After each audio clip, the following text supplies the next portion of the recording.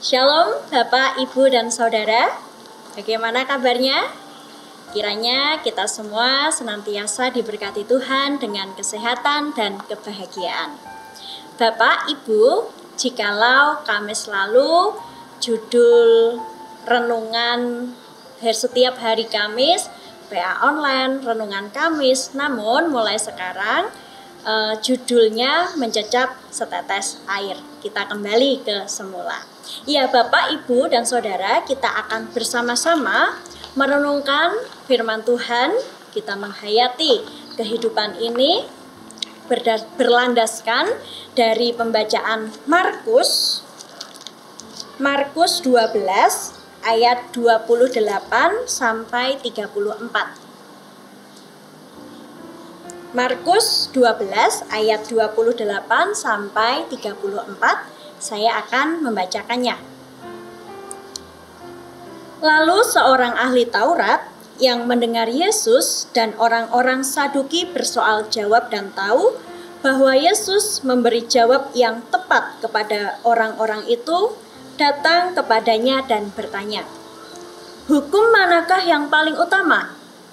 Jawab Yesus, "Hukum yang terutama ialah, dengarlah, hai orang Israel, Tuhan Allah kita, Tuhan itu Esa. Kasihilah Tuhan Allahmu dengan segenap hatimu, dan dengan segenap jiwamu, dan dengan segenap akal budimu, dan dengan segenap kekuatanmu. Dan hukum yang kedua ialah, kasihilah sesamamu manusia seperti dirimu sendiri. Tidak ada hukum lain yang lebih utama daripada kedua hukum ini."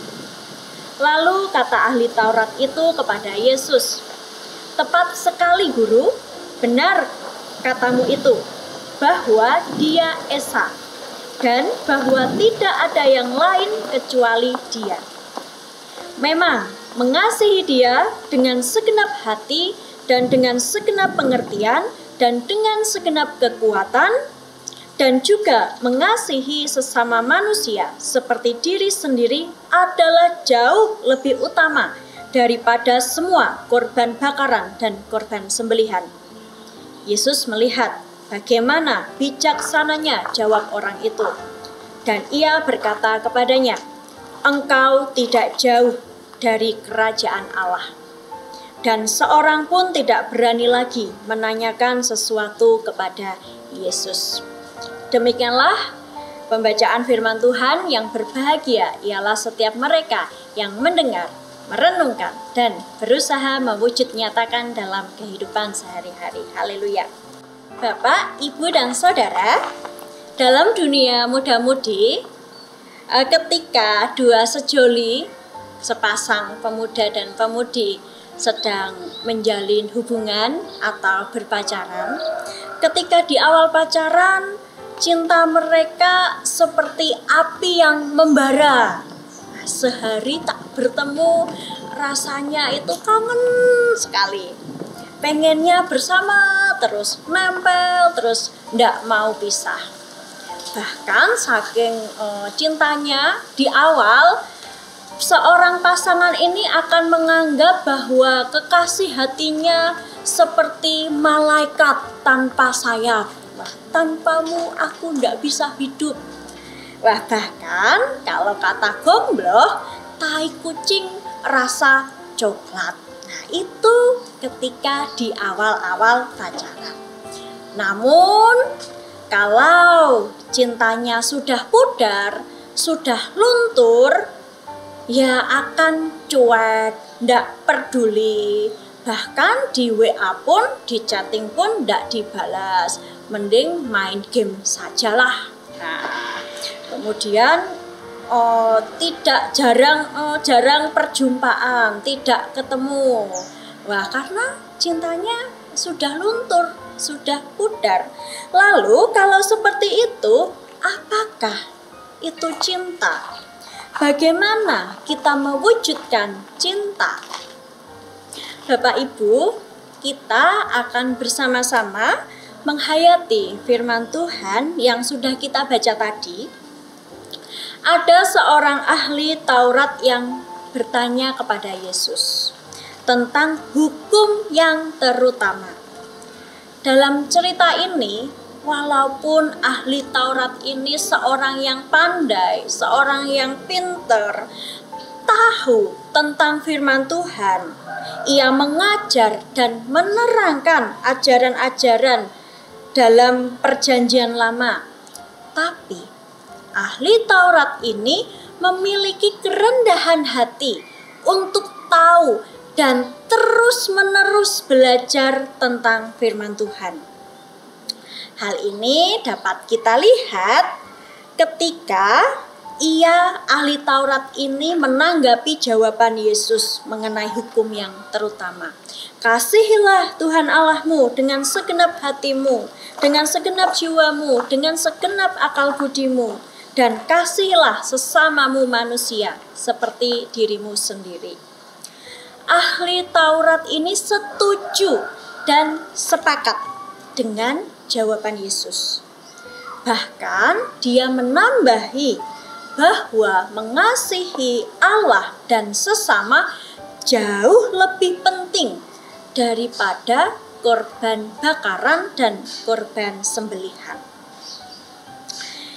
Ahli Taurat ini tetap mau belajar. Walaupun sebagai ahli Taurat yang belajar Perjanjian Lama, tentunya ia sudah tahu dari Mazmur 119 bahwa orang yang mencintai firman Tuhan akan berbahagia. Nah, di sini berbahagia di sini bukan berarti hidup tanpa masalah. Hidup kita selalu lancar tanpa hambatan. Tetapi walaupun kita menghadapi masalah, menghadapi rintangan, kita bergumul dalam menyikapi hidup ini, kita tetap berbahagia. Kita mengucap syukur kepada Allah. Karena kenapa? Karena kita yakin bahwa Allah turut bekerja. Allah akan tetap senantiasa beserta dengan kita. Allah yang memampukan kita dalam menghadapi kehidupan ini. Sehingga dalam setiap persoalan kita mampu menghadapi persoalan tersebut. Mengapa demikian? Karena kita yakin bahwa kita mencintai firman Tuhan.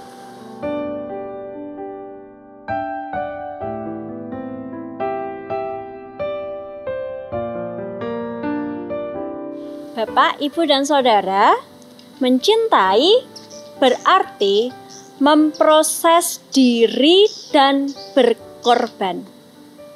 Belajar memproses diri artinya dalam ketidaksempurnaan kita sebagai manusia, kita belajar menjadi lebih baik.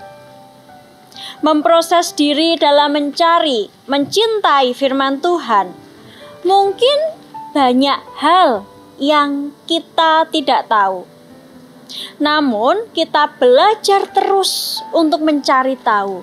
Misalnya dengan mengikuti PA, menyaksikan renungan harian, diskusi di tengah keluarga. Nah, kalau zaman Israel dahulu, kalau kita baca dalam Ulangan 6 ayat 7, di sana waktu itu dalam pengajaran orang tua selalu mengajarkan tentang firman Tuhan kepada anaknya secara terus-menerus, berulang-ulang. Bangun tidur, ketika berbaring, bangun tidur, di perjalanan, ketika duduk di rumah, mau makan. Nah, orang tua selalu mengajarkan firman Tuhan secara berulang-ulang. Nah, demikian. Lalu bagaimana dengan kita saat ini? Apalagi dalam masa pandemik ini, seharusnya kita lebih banyak waktu bersama dengan keluarga. Anak-anak kita di rumah. Seharusnya kita punya waktu lebih untuk sharing bersama dengan keluarga kita. Nah, kalau tadi mencintai berarti belajar memproses diri, Sekarang mencintai yang berarti berkorban. Artinya menanggalkan kepentingan kita untuk yang kita cintai. Tuhan Yesus telah mengorbankan dirinya. Tuhan Yesus karena cintanya kepada kita, ia rela mengorbankan dirinya, memberikan nyawanya untuk menyelamatkan Bapak, Ibu, Saudara, dan saya. Sekarang bagaimana dengan kita? Ketika kita mengaku bahwa kita mencintai Tuhan, apakah kita mau mengorbankan waktu kita? Kalau sehari ada 24 jam, maukah kita sejenak hening? Kita bercakap-cakap dengan Tuhan. Kita menikmati waktu bersama dengan Tuhan. Nah, Bapak, Ibu, seorang yang mencintai firman Tuhan tidak hanya sekedar mengaku aku cinta. Namun orang yang mencintai firman Tuhan, ia akan menghidupinya dalam kehidupannya. Mencintai dinyatakan dalam sikap dan tindakan. Ketika kita bertindak sesuai dengan apa yang difirmankan Tuhan. Semua tindak tanduk kita mengarah kepada firman Tuhan.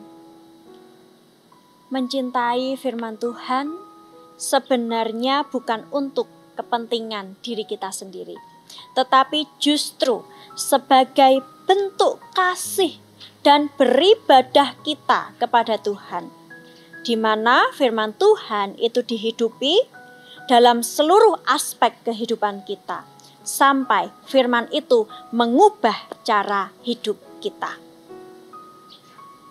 Mari kita mencintai firman Tuhan dengan melakukan firman-Nya dalam kehidupan kita sehari-hari. Kiranya Tuhan memberkati. Amin.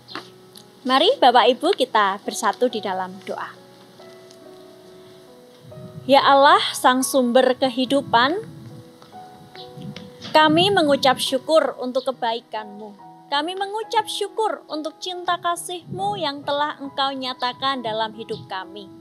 Ya Tuhan, mampukan kami agar kami dapat mencintai-Mu dengan segenap hati kami, dengan segenap jiwa kami, dengan segenap akal budi kami. Dan mampukan kami agar kami dapat melakukan firman-Mu dalam kehidupan kami sehari-hari. Kami percaya Roh Kudus-Mu akan senantiasa bekerja di dalam hidup kami. Roh Kudus-Mu yang akan memampukan kami di dalam kami menaati firman-Mu. Tuhan, hidup kami sepenuhnya milik-Mu. Berkaryalah dalam hidup kami. Di dalam nama Tuhan Yesus Kristus, Sang Firman yang hidup, kami berdoa. Amin. Selamat menjalani kehidupan, selamat mencintai firman Tuhan. Tuhan memberkati. Amin.